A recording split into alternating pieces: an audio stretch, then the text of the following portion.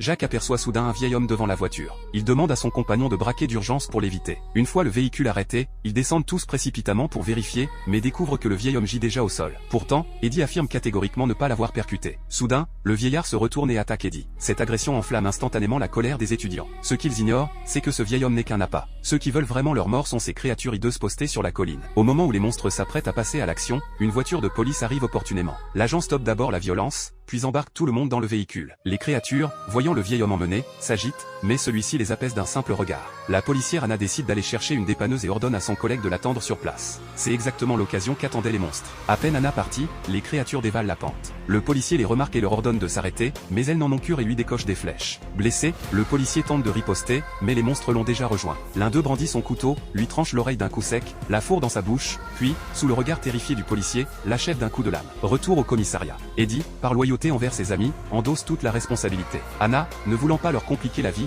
les relâche. Le vieil homme inquiétant prend alors la parole, il annonce que ses 3 fils viendront le venger et garantit qu'Anna ne survivra pas jusqu'au lendemain. Anna pense qu'il bluffe et l'ignore. Elle ignore que les 3 monstres rôdent déjà près du commissariat. Comme c'est Halloween, leur visage difforme n'attire pas l'attention des passants. Les créatures attachent alors les chaînes de la dépanneuse à l'antenne relais voisine, accélèrent à fond et la font s'écrouler sur la route.